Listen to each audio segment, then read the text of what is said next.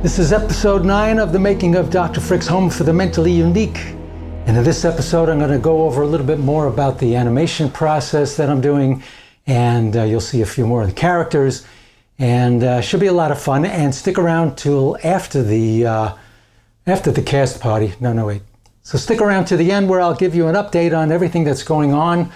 Looks like I'm on target for a summer release, maybe late summer. Still trying to figure out what the best month to release this thing is.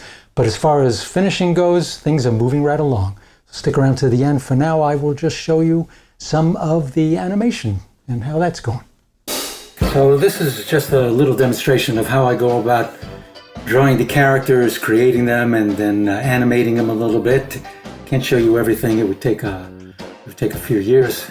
But first off, I usually create the characters, or at least the sketch, in a program called Clip Studio Paint. It's kind of like a Photoshop raster art program, except Photoshop is more specialized for photography, and this one is more specialized for artists.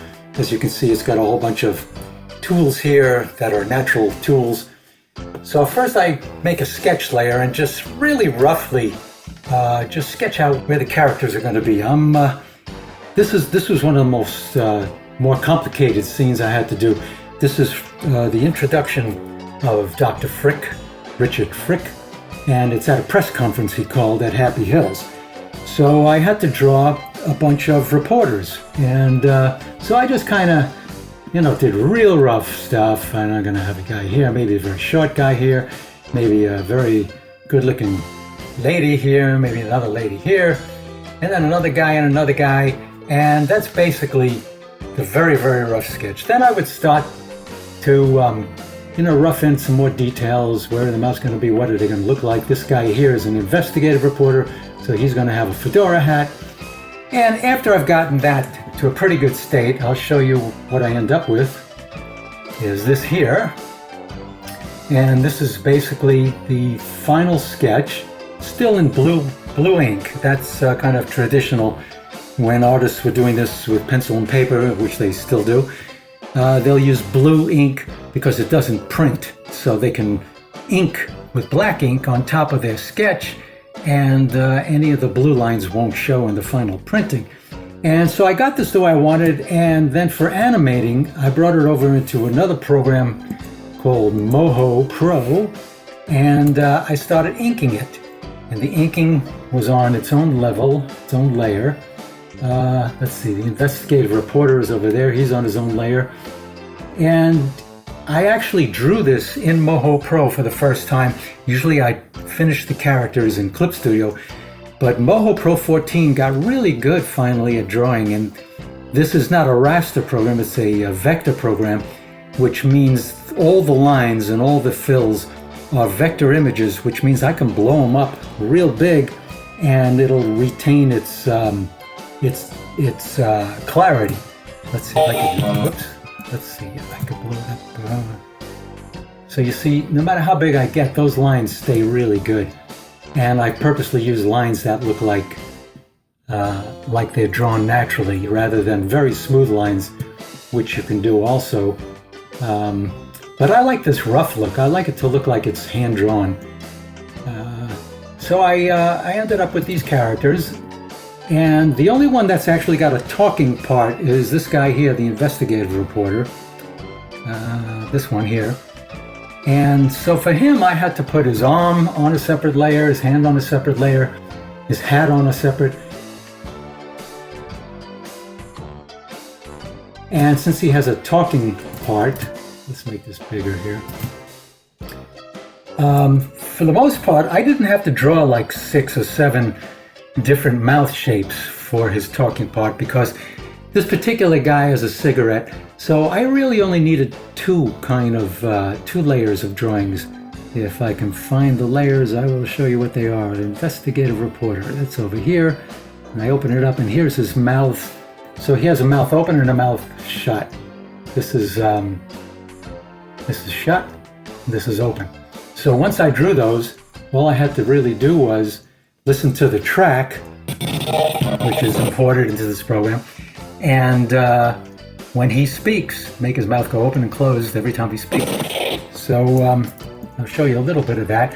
Now this is not a finished product yet. This is just the characters. The background is going to be different. And a whole lot of things will be different. They'll have lighting. And by the way, this is Frick's entrance. So at the very beginning, I have Frick as a silhouette behind everybody. And let's see. So it's a little bit of a mystery for a few seconds, and it comes in like this.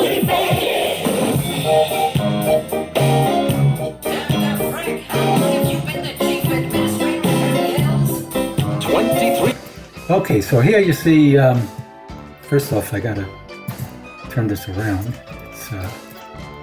I forget how to do that. This is why it's taken me so long. Anyway, there we go.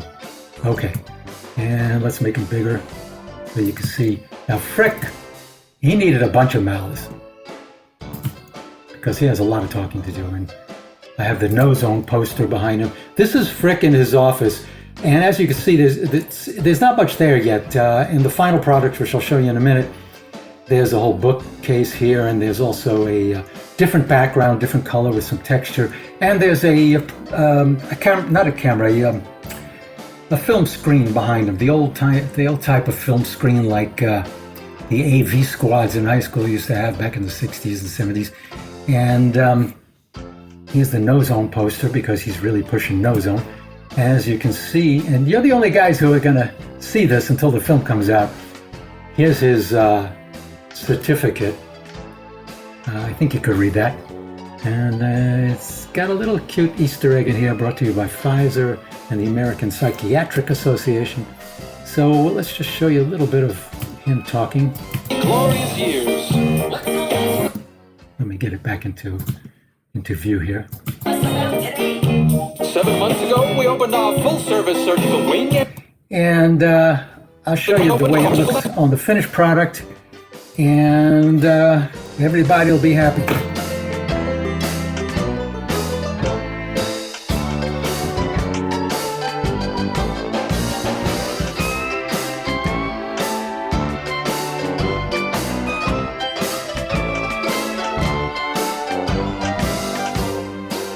So there you have it. That was a little bit of the animation. Now, as far as the update goes, I finished the music. The music mastering is all done. There's at least 22 songs that are going to be on the album and in the final movie and in the audiobook. And so it's coming along good. Looks like this summer I will have the whole thing ready. The first, not the whole movie, the first phase 1 of the release, which is a quadruple release.